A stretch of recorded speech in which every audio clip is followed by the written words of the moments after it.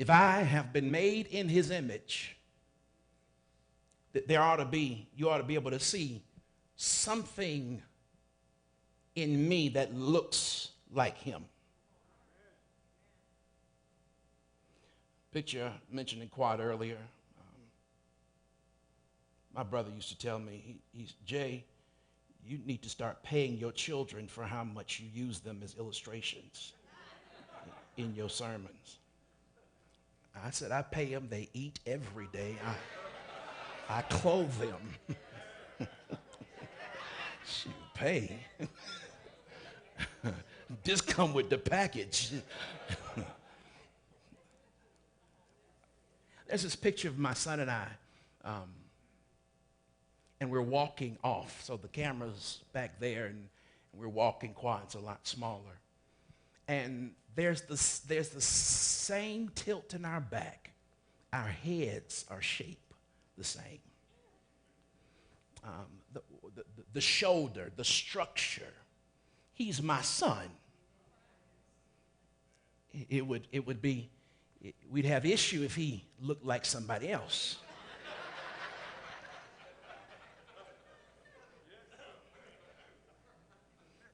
Because my child ought to have something that looks like me. And if he's our father, there ought to be something in us that looks like him. And I want to submit to you on today that one of the ways, one of the areas that we can grow in looking like our father is how we talk. Yeah. You ought not speak in tongues and cuss in English. Yeah. One area that we can grow in is in our speech. Seeing, no, I said it wrong. Last week, seeing and saying. Thank you for helping me keep myself straight. This week, saying and seeing. If we're going to call some things in, as what we have dubbed this year, if our world is formed and shaped by our words,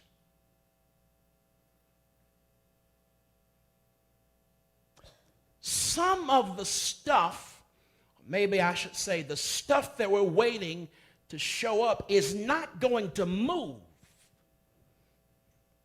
We won't see it until we talk to it. You're going to have to see some stuff after you say some stuff. Okay, let me tie it together. Genesis chapter number 1, and I'm starting at verse 3. I'm going to be moving very, very quickly, so no reason for it to even be put up on the screen. Okay, if you put it up on the screen, that's fine. Watch. Then God said, let there be. Then God said, let there be. Then God said, with the days of creation, everything he created, it started with him saying something. Then God said, that there be light, and there was light. God saw the light was good, and God divided the light from darkness and called the light day, darkness night. So the evening and the morning were the first day. Then verse 6, then God said, let there be firmament in the midst of the waters. Let divide the waters from the waters. Then God made the firmament, divide the waters which were under the firmament from the waters that were above the firmament. God called the firmament heaven.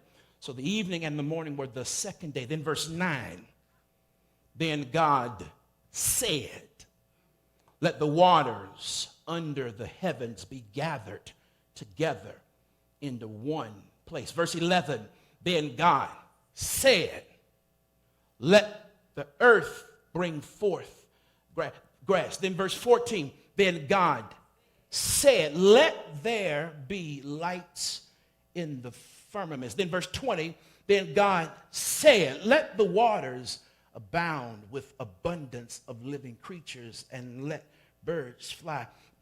Did you see this? before he could see anything.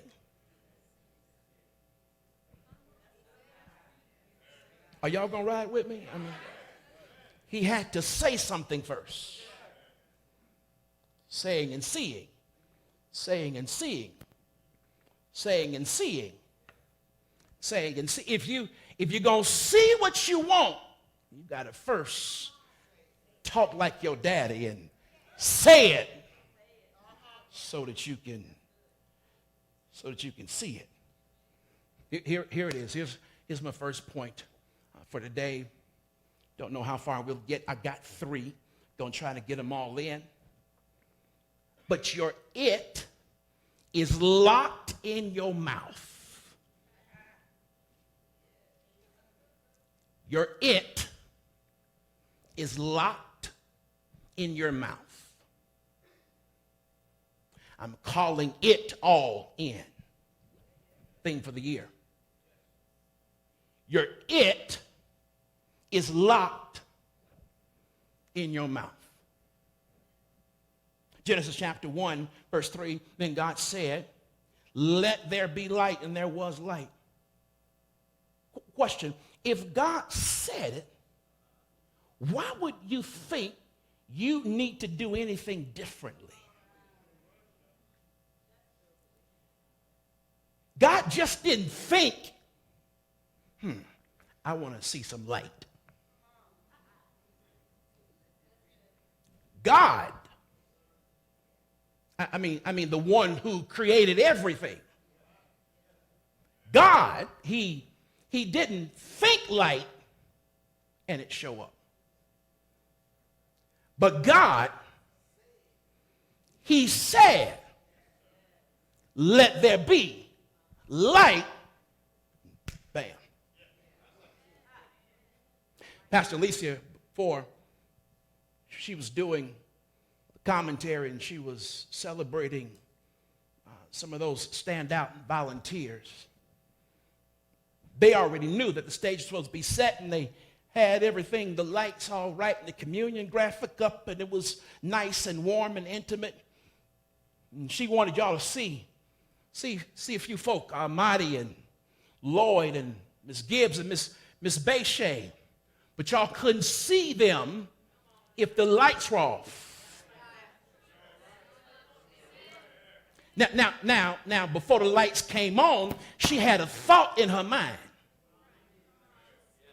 She was thinking the congregation won't be able to see the standout volunteers because it's dark. That's what was in her mind. So the lights came on not because she thought,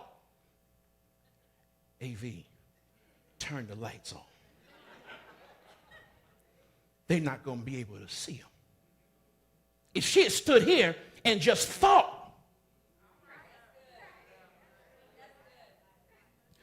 we never would have been able to see who the standout volunteers were. But she took her thought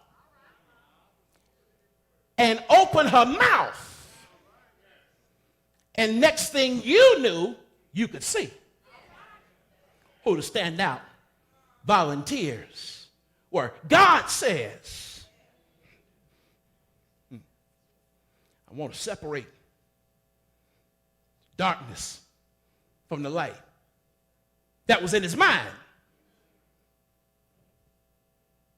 But it wasn't until he opened his mouth and God said, let there be light. Then the lights came on. I'm here to tell you that you just can't think about what you want to show up. I'm by myself. You just can't walk around thinking, I want a better marriage. You can't think I want better finances. You can't think I need more.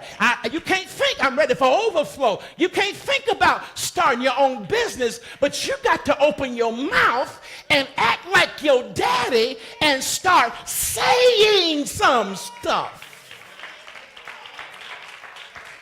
Because your it is locked up in your mouth. Touch your neighbor and say, you better open your mouth. You better open your mouth. because it's locked up. Your it is locked up. Whatever you believe in God for, it's locked up. It's locked up. It's locked up. It's locked up in your mouth. Okay, I need to prove it from the text. Before God said, "Let there be light," there was nothing.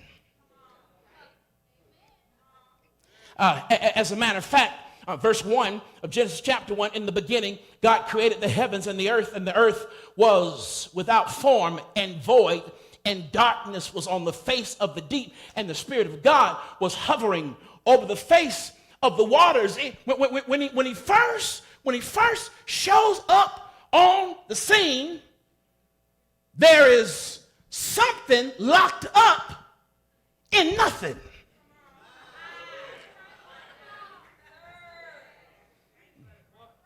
He shows up in a mess, but he doesn't see the mess. He sees the potential.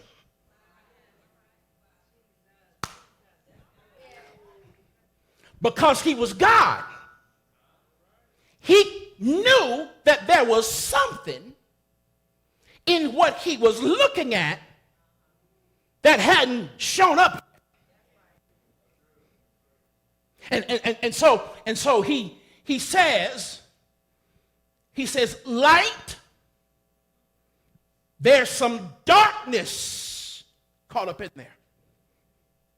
So from the darkness, he says, "Come on out, light."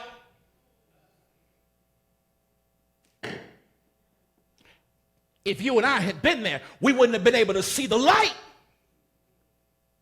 until his words unpacked the potential and made what he couldn't see be seen. He separates the dark from the light. Then he looks at the water. And because something is locked up in the water, he calls something that can't be seen out of something that is seen that's never been seen. So he looks at the water. He says, "Come out, firmament." And the water let go of what was in it. He looks at the firmament and ain't nothing in it that we could see.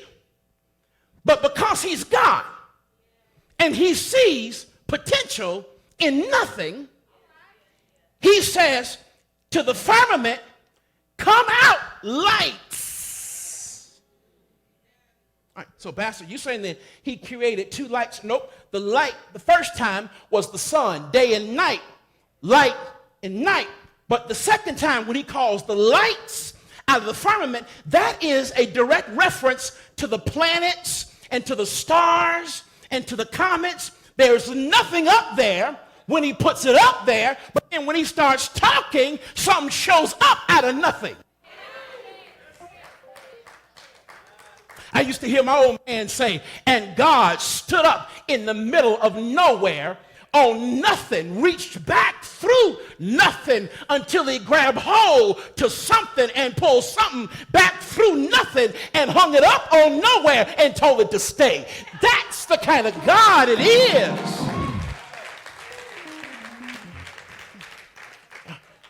that we serve. He looks at the water and he says, "Land, come out."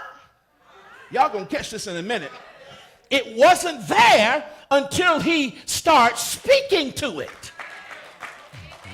He looks at the earth and he says, "I want grass, herbs, and fruit." He says, "Release what's on the inside of you." And out of the earth, because his words unlocked the potential that was there. If you gonna see it, you got to see it. Genesis chapter 1, verse verse number 20. Watch what God says. He says, then God said, let the waters abound with an abundance of living creatures, and let the birds fly above the earth across the face of the firmament of the heavens. Watch what he does. He says, let the waters abound with an abundance of living creatures. I wonder what would have shown up if he hadn't said, let it be a lot of it. Are y'all looking at the same Bible? What if he just said, let the waters abound, mean let there be just living creatures in it? One shark, one octopus, two jellyfish. But God is specific. He says, waters abound with abundance, with a whole lot of it. I hope I'm changing your declaration. I hope I'm helping you see that what you start saying, you better be specific. I want an abundance of joy. I want an abundance of provision. Are y'all understanding what I'm saying? But here, this is what else. The water already knew that it had some in it. Because God didn't say, okay, I want you to create sharks. Let sharks come up. Let eel come up. Let barracuda fish come up. Let water snakes come up. Let some crustaceans come up. Let some stingray. He didn't name it. He just unlocked it.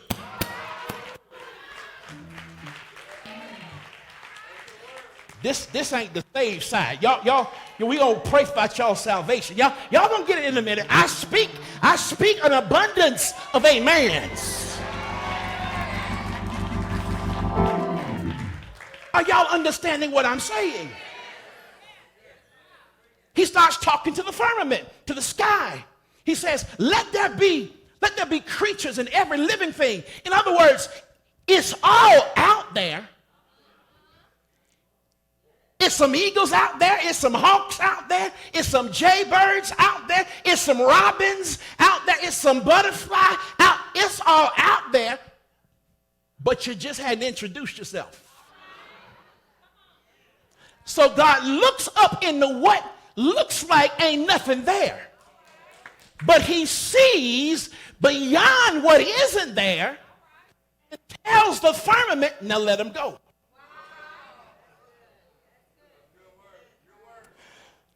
I thought y'all were going to catch on to this. And then, when he got ready to make man, look at what it says in Genesis chapter 1, verse number 26. He says, then God said, let us make man in our own image. He started talking to himself.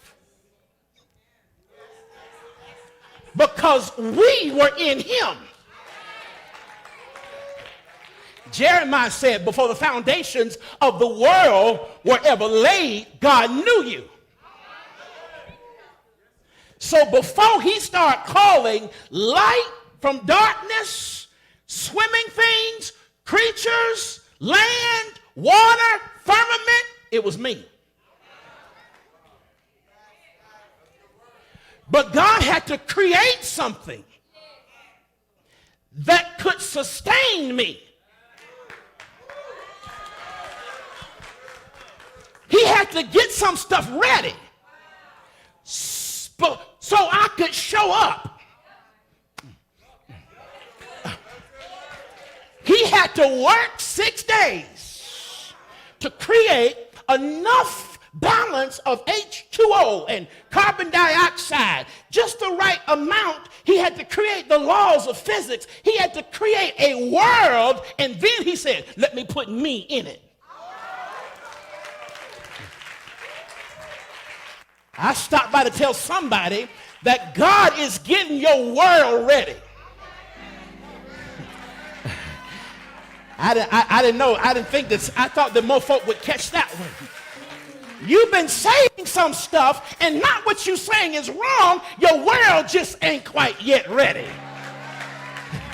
God got to get some creatures in it and get some other creatures out of it. He's got some y'all can't see what I see. But he got to touch your neighbor and say, he's just getting your world ready. He's just getting your world ready. Adam was already in him when he showed up, and it was just a mess.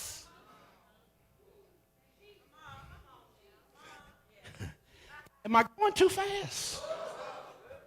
When he got ready, the Bible says, and there was just chaos that was there. Adam was already there on the inside of God.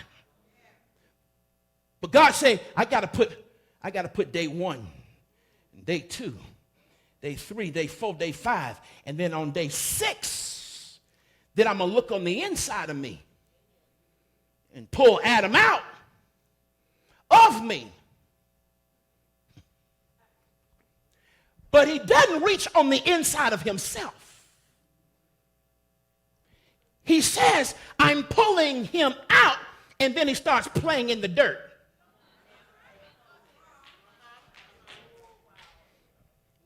I should have just stayed at home, had Bible study by myself. God doesn't put him in the bathtub. He doesn't birth him where he nice and clean.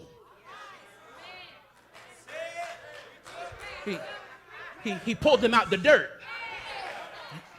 He doesn't reach up in the air where stuff could have blown off of it and abracadabra, and then here come man. No, he reaches down in the dirt and starts putting man together from the dirt. After he had a divine council meeting with himself. He said, what us want to make? Us want a him. And before us pull out him, we're going to put a her in him. So when him show up, it's some more to unpack. Somebody ought to say, thank God for the her.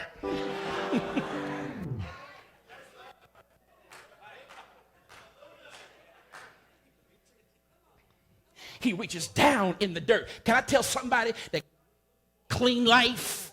He's not looking for everybody who's sinless, who ain't never done nothing, who's perfect. No, he's not looking for that. God's looking for some folk that got a pass. God's looking for some folk that were hung out on some stuff and had some addictions and were yielding to their flesh. He's looking for some folk that's been in the dirt. I just saw something else. Before he makes Adam out the dust of the earth, he has Adam made perfect in him.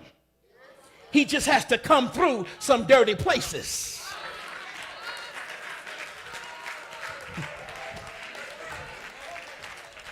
Your best you hadn't shown up yet. Thank you. I feel y'all. I feel you. Your best looking you has not shown up yet. Why don't you look at your neighbor and say, if you think this is where I'm ending, just wait a minute.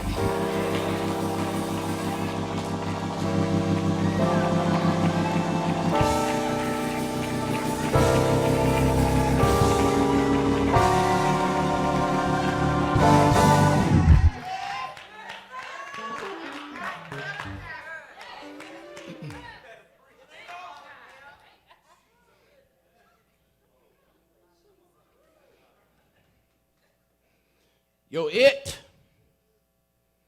is locked up in your mouth. Not only is your it locked up in your mouth, materialization follows vibration.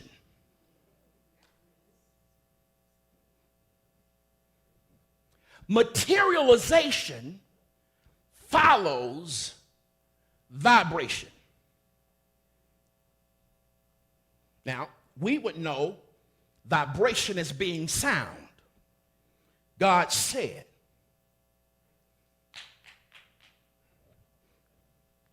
But when you understand the physics of sound,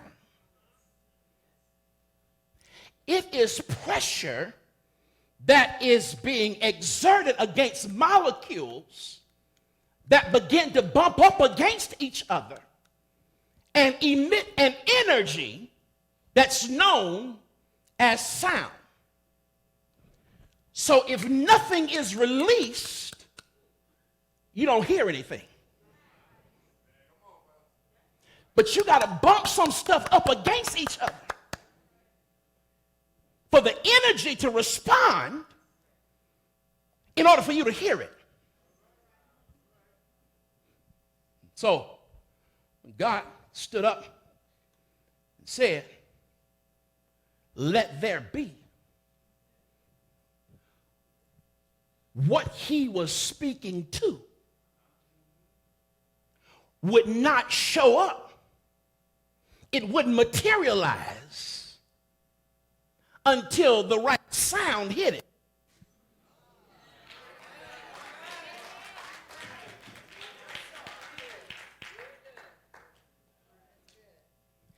He said, "Let there be."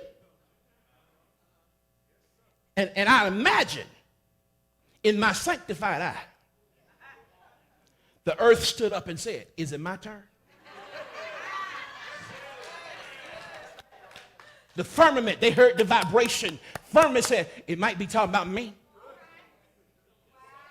Because they just let there be. It's a vibration, but it's waiting for whatever he's about to say next. And so then, so then the creature said, "Well, maybe it's our turn to show up." Because let there be, it was a space. It wasn't nothing there yet. So it wasn't until he said, "Let there be light," that like, okay, now he's talking about me. It's vibrating. It's vibrating.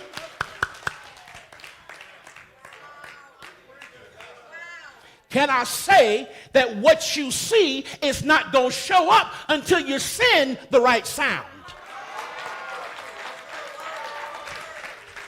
Which we come to church, we can say, don't wait till the battle is over.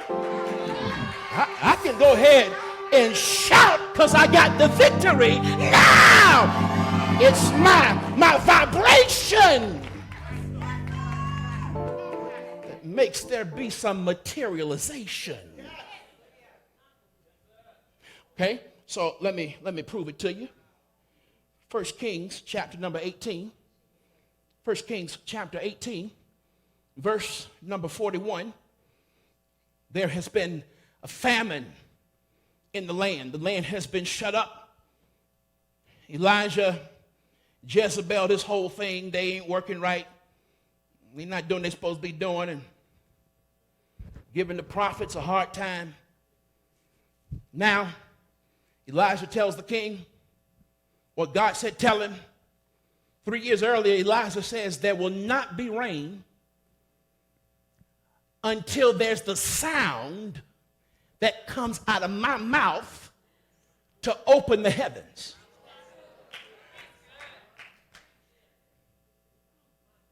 It's not going to be until I speak till the rain show up. So here we are. In verse 41, then Elijah said to Ahab, "Go up, eat and drink, for there is the sound of abundance of rain."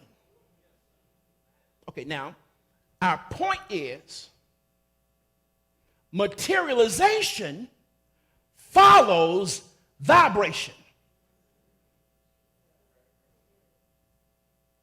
Elijah says, "I'm about ready to start talking.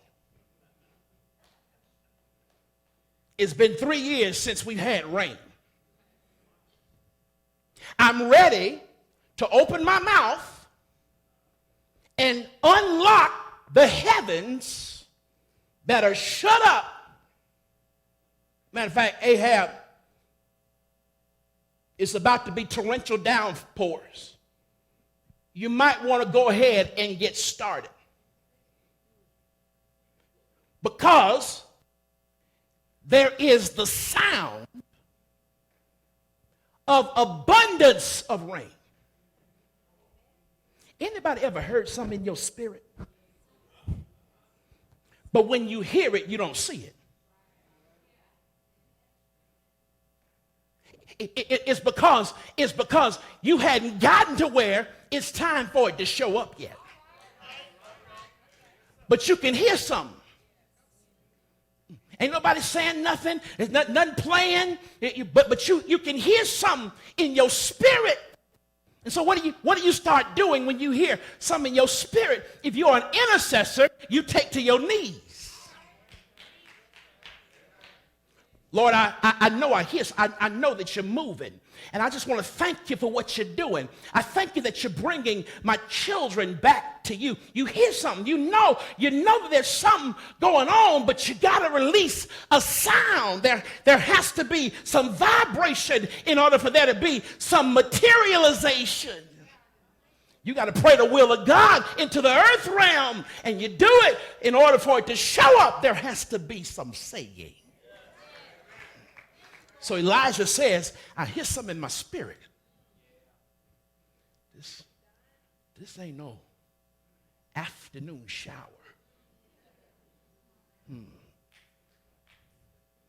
No, this isn't 2 days worth of rain coming. No, what I hear is bigger than that. This is going to be massive. King, I hear the sound of the abundance of rain. Remember, he started thinking, probably King was reminded, this joker did say it ain't going to rain till he show up.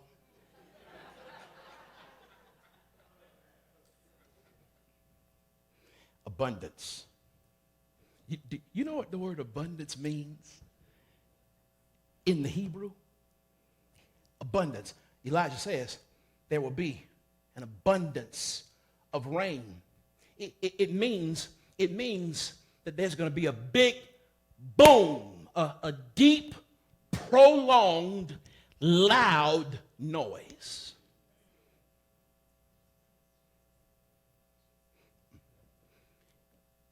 A deep, prolonged, loud noise.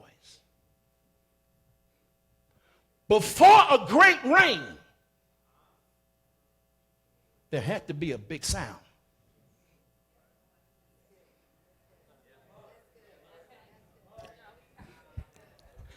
It's been shut up for 3 years. There hadn't been any rain. A little trinkle ain't going to do it. Elijah says, what I hear is bigger than what you think is going to show up. There's going to be a boom, a deep, prolonged, loud noise that is going to unlock what I hear is going to unlock what you want to see, King. Some of you have some dreams so big. It is so big until you are afraid to pray about your it because it's so big. God, how could I be responsible for something that size? But can I tell you, if you want your abundance of rain, you're going to have to make an abundance of noise.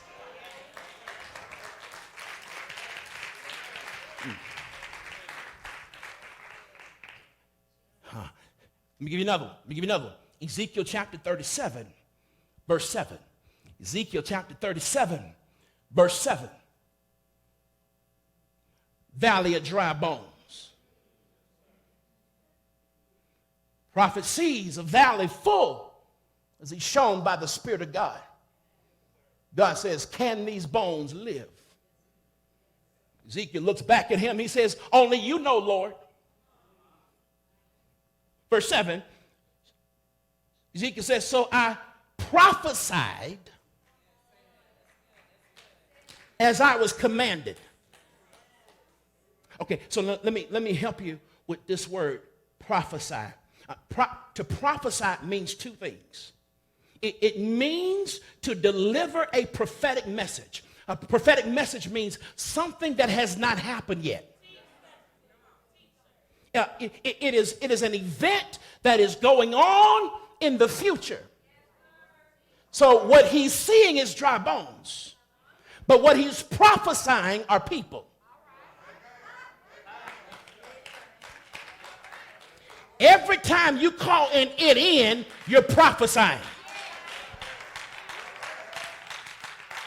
You may not have been anointed for the office. You may not wear one of them chiclets around your neck, one of them big chains over your chest and sit in your pocket. You might not talk like this as though you are the word of the Lord saith. But every time you talk to your it,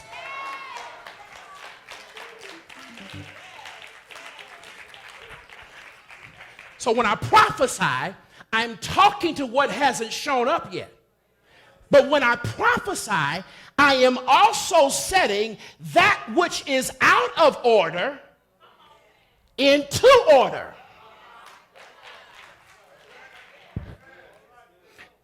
Whenever I prophesy, whenever there's something wrong, whenever the bones have been disconnected, my prophecy just isn't what's going to come. But in order for that to show up, this got to get cleaned up. I wish I almost can't keep myself together. See, when you start prophesying to your it is not going to show up until your wrong gets right. Oh my God.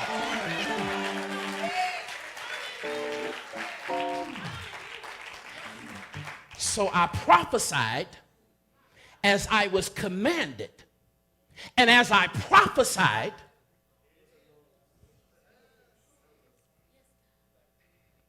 I'm going to try it again. It's up on the screen. For those of y'all who slow and keep looking at me, I need you to see the word. So I prophesied as I was God told me to start talking to this it. This wasn't my idea. He at home taking a nap. And God shows up while he's taking a nap. And says, I need to show you something. And I need you to start talking to what I'm showing you. It wasn't your idea. But I hear God saying, prophesy to it. Prophesy to it. I need the vibration in your mouth to unlock something so that it shows up. So I prophesied as I was commanded, and as I prophesied,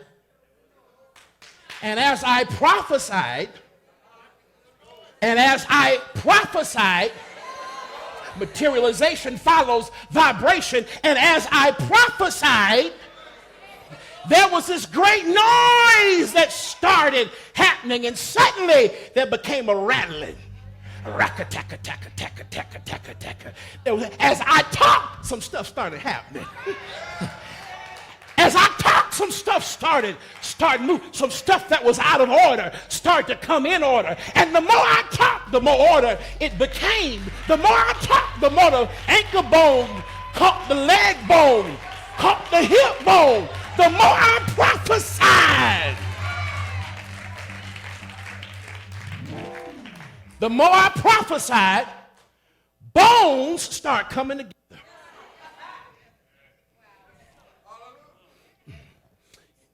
It's not just one prophecy. You got to keep on talking about it. You got to put the whole body back together. I got one more for you. Acts chapter 2, verse number 1. When the day of Pentecost had fully come, materialization follows vibration. Jesus had told them, I'm leaving, but I'm going to leave a comforter with you.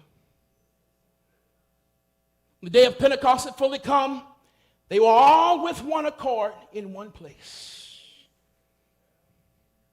They're waiting for something. Jesus said, I'm going to go because it's just one of me, but I'm going to send one, Parakletos. I'm going to send the Holy Spirit back so that he can live on the inside of all of you. And so there they are waiting for it. Mm-hmm. And suddenly there came a sound. Whenever I start hearing sound, I need to start looking for what's about to show up. Here they are. Here they come. They sit in the upper room, and suddenly there came a sound as of a rushing mighty wind, and it filled the whole house. As they were sitting, and then there appeared to them divided tongues as of fire, and one sat upon each one of them. They were filled with the Holy Spirit, began to speak with other tongues as the Spirit gave utterance. This is the birth of the church, and the materialization was all pending on the vibration.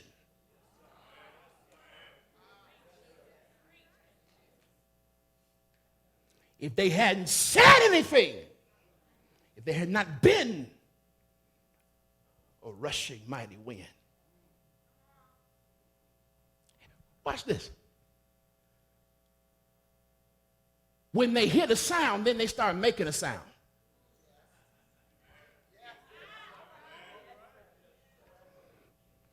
Bible says, and they heard great sound. Then the Bible says, then they start making a sound. Here's my last point, and I'm done. Sound shapes my circumstance. Sound shapes my circumstance. I'm going to say it to you pretty. Vibration shapes my condition. Sound shapes my circumstance. Vibration shapes my condition. Tim, I need a little help from you. I need a little help from you. Help me drive this point home. But there's this really popular song. It was the Summer Jam. It was Beyonce did something that had never been done. She took an oldie. She didn't sample it. She remade it. Puff would sample, but Beyonce said, no, I'm going to remake the whole thing. And so Beyonce went in the lab and she took a classic, Frankie Beverly and Maze, Before I Let Go. And so that got released at Coachella. Tim, play just a little bit of it. Play just a little bit of it.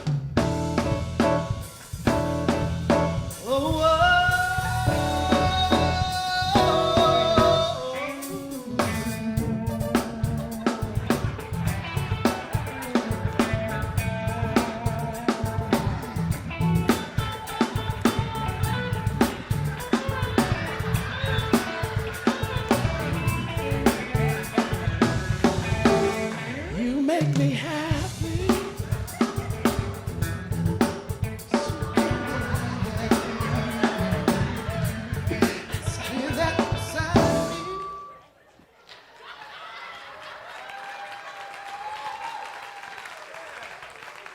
Some of y'all just had a flashback. That was the song that you used in your morning consecration on the way to church. Because it was the last song you heard last night while you were dropping it like it's hot.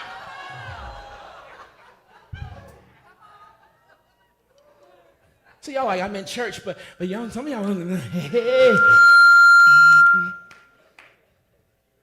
Tim, but if we wanted to play, if we wanted to go somewhere, if we wanted to change the vibration, if we wanted to change the vibration, if we wanted our sound to shape a different kind of circumstance, if we wanted to create a place where God could come, there's a certain sound. The music has to vibrate at a different level. There's a different level that creates a different kind of circumstance.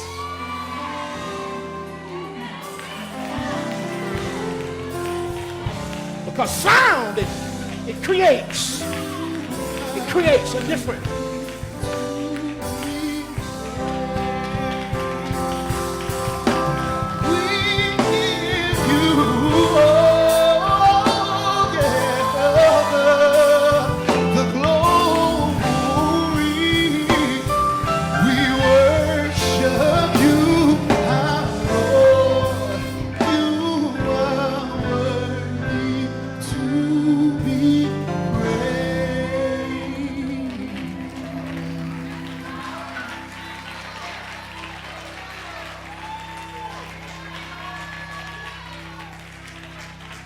Beyonce ain't gonna get nobody healed.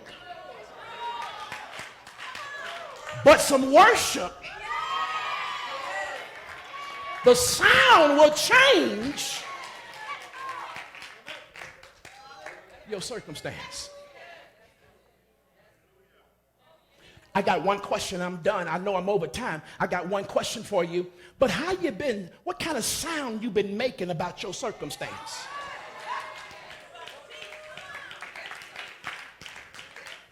I tell you what kind of marriage you have just by listening to what you say. He'll never do nothing. Every time I come home, she don't greet me at the door. She don't even stop what she's doing to come in.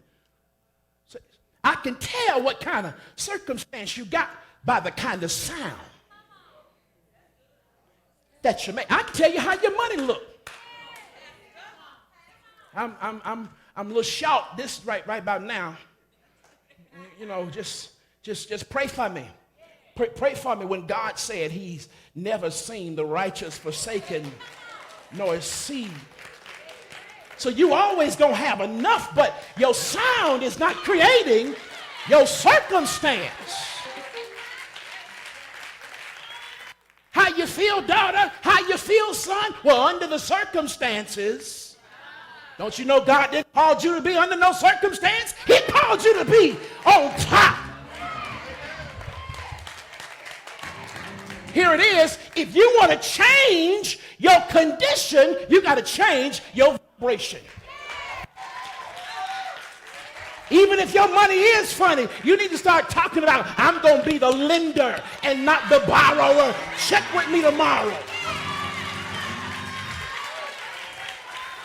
How you doing in your marriage? Baby, I can't wait to be a testimony. I can't wait to tell you how I came through. If you want to change your condition, you got to change. Come on, let's change it. Let's change it.